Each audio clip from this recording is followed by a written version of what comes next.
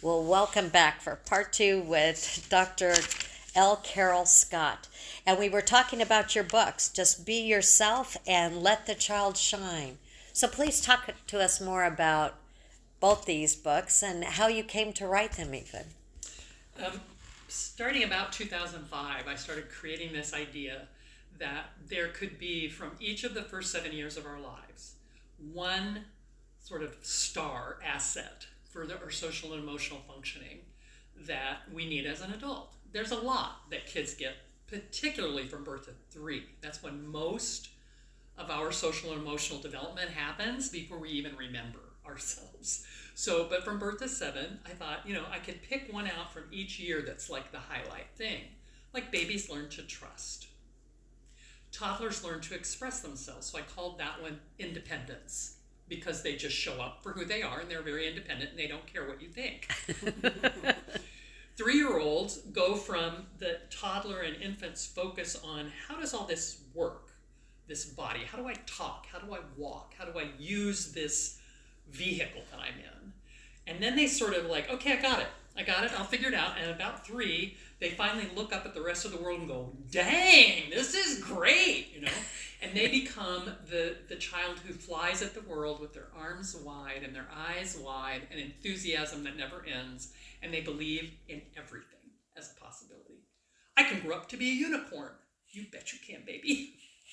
So trust, independence, faith. I called that one faith because faith is the ability to believe in things that aren't possible. To trust, yeah.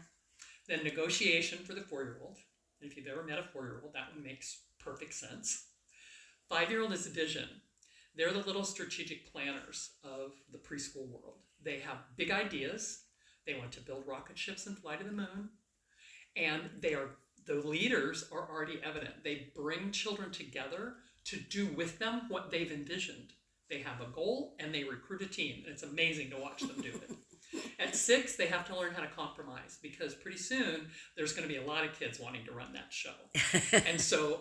When they're 4 and negotiation is, I want this A, you want this B, all we have to do is figure out how both of us get what we want.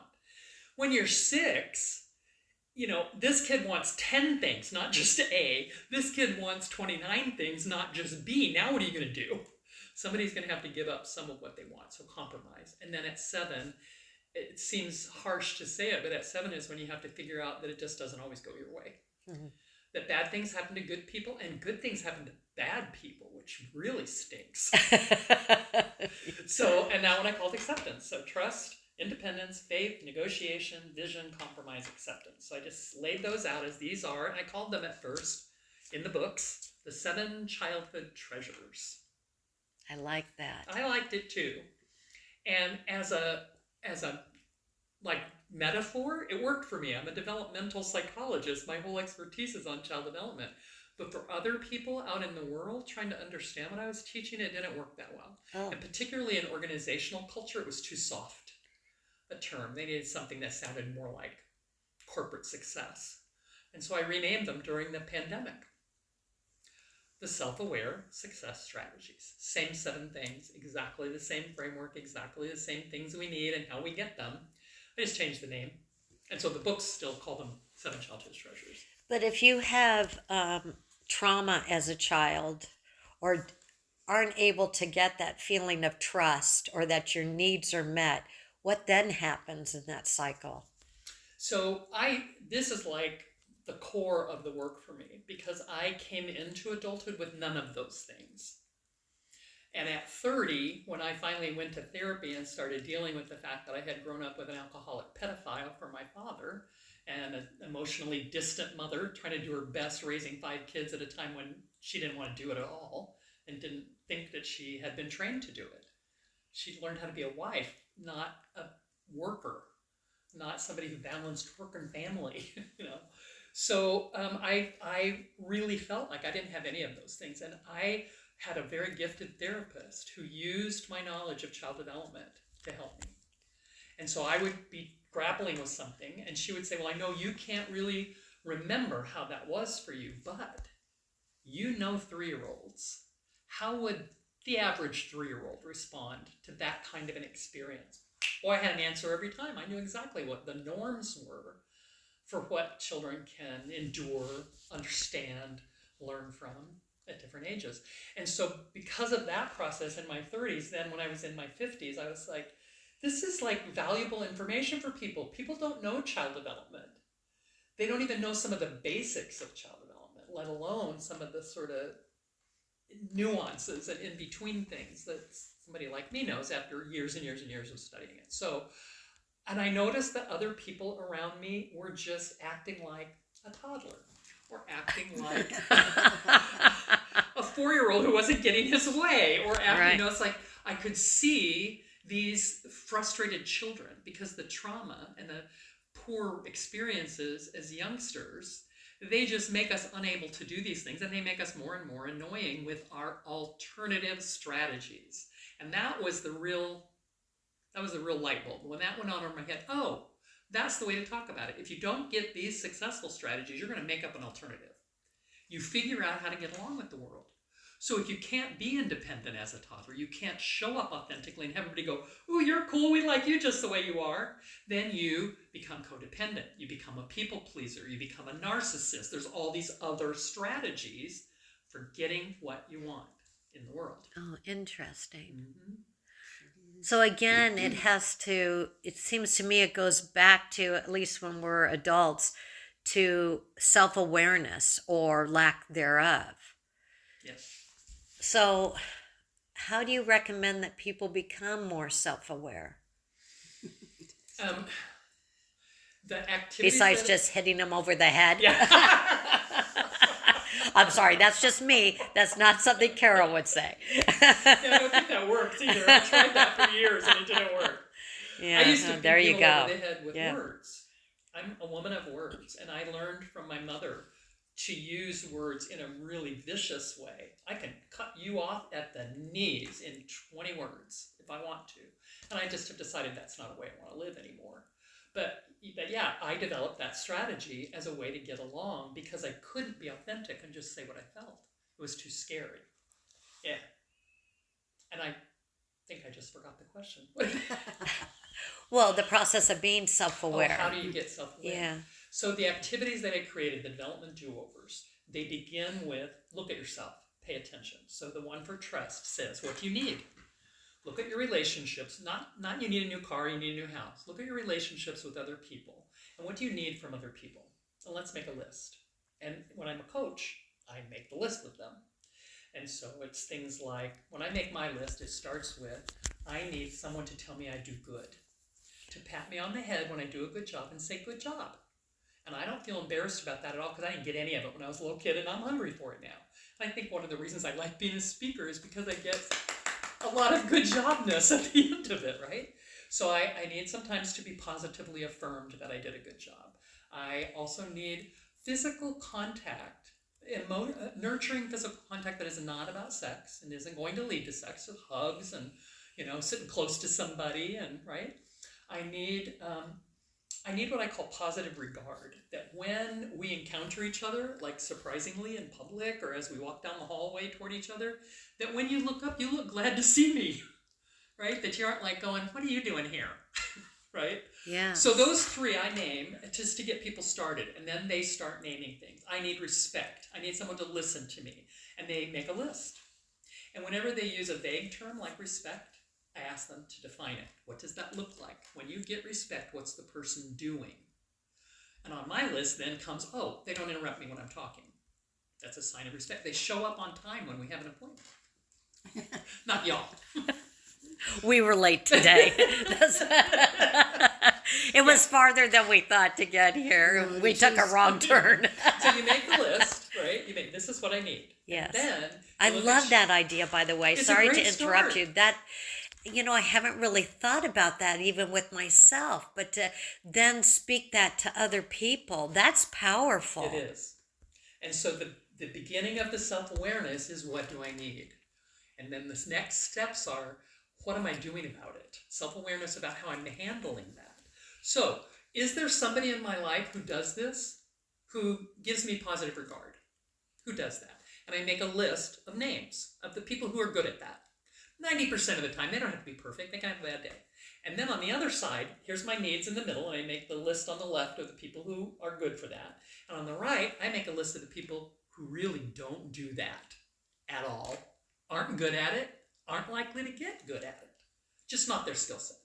So, example, that positive affirmation, you did a good job. My mom, terrible at it, totally sucked at it, great at giving you advice on how to improve.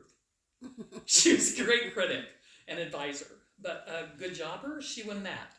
And so what I need to do is quit going to her for that. Oh, That's yes. the last step of Okay. self-awareness. If when I realize, oh, she's not good at it, but she's the one it counts from the most, Oh, yeah, then what do you do? I keep going over there and hitting my head on that brick wall, and she can't do it, and she can't do it. And I've got 5 people listed over here who are good at it. I retrain myself. Once I get the self-awareness, I know that I need it, I know she can't do it, and I know he can or she can. I reorient myself. And here's the other thing that's great about it. When you have a long list of needs, mom's bound to be on the right side sooner or later. She's bound to be over here on the side where she can do it. And yeah, indeed, my mom has lots. My mom met lots of my needs, not that one. But that was, I wanted it so badly from her. And so it was really ruining my ability to receive it. Because I had people all around me willing to give it. And I was like, I don't see that. I don't see any affirmation for me covering up my eyes to them. Mm-hmm. Wow, that's powerful. Yes, Thank it you. is.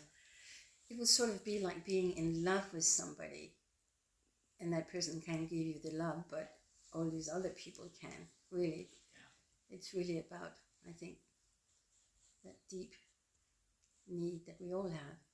Yeah.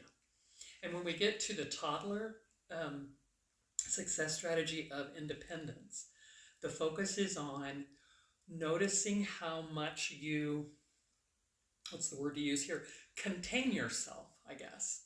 That independence is about knowing where you end as well as who you are, knowing what your edges are, right? And so the metaphor that I use is your physical body. You have a skin. It holds a whole lot of stuff, right? That's the boundary of your physical body. So when I talk about boundaries, I'm not talking about telling you, no, you can't come over to my house after 6 o'clock, or don't say that word around me. I'm not talking about those are limits. That's a 4-year-old negotiating. The independent toddler says, this is who I am. Deal with it, right? And so this is your physical body. This is your physical boundary, your skin. Now, wouldn't it be great if you had a very clear skin around your emotional body? And you absolutely knew which feelings were yours and which were not yours. Now, I went through most of my life just sort of morphing into the emotional world of whoever I was with, because I didn't have any boundaries of emotion. I didn't know how I felt until I knew how you felt.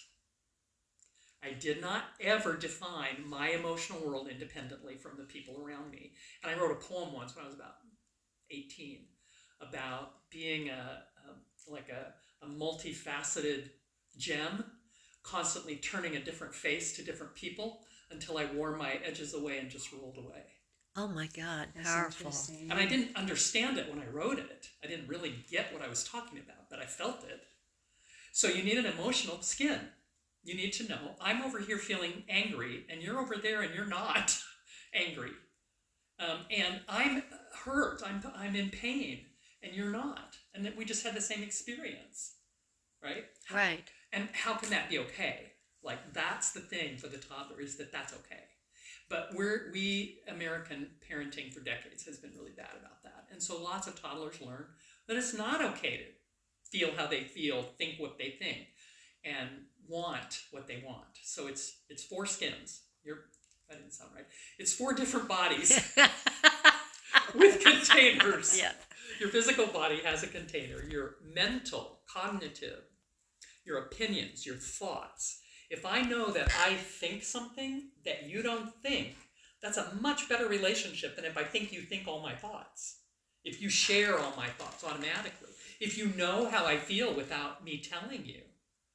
I mean, have you ever heard anybody say, well, if he really loved me, he would know Oh, yes, Yeah. yes. how I feel, what I think, what I want, right? Mhm. That's a lack of that boundary.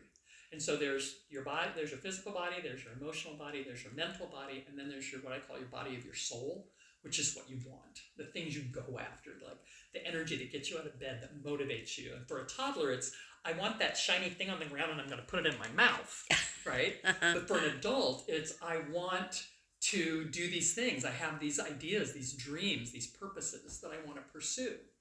And you need to have a container about that. Nobody else cares about that as much as you do. You can't expect them to. And we make a lot of pain in each other's lives by thinking that other people are exactly the same as us. Mm.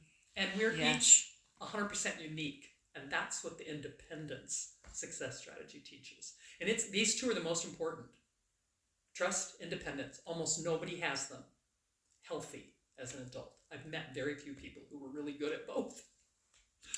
It's kind of sad. That's sad. I know. I know. That's I know. really. Every now and then I meet somebody and I'm just blown away. Wow, how did you grow up? I want to know who parented you and how.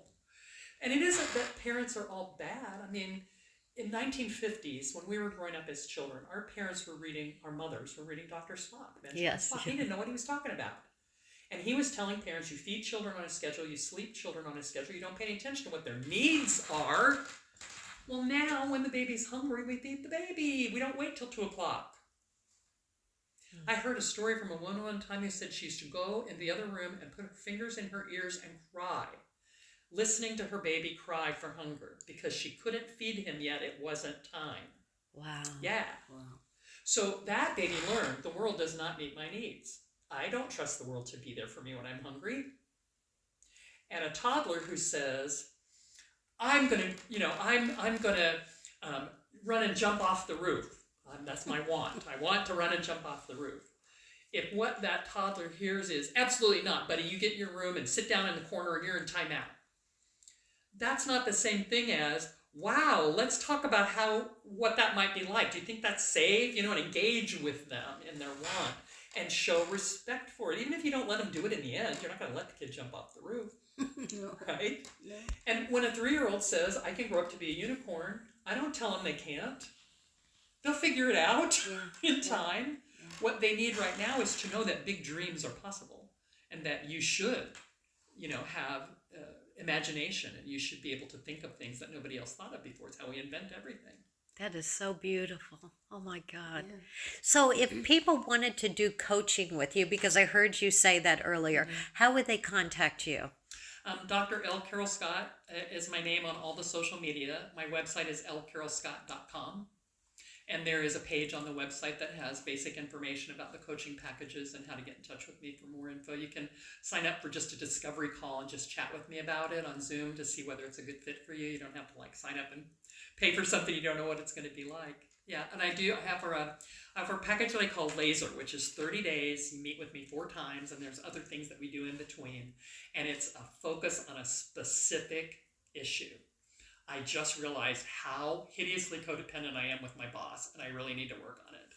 Or it's not one issue like that. It's not codependence I'm dealing with, but one relationship. Nothing is working with my husband.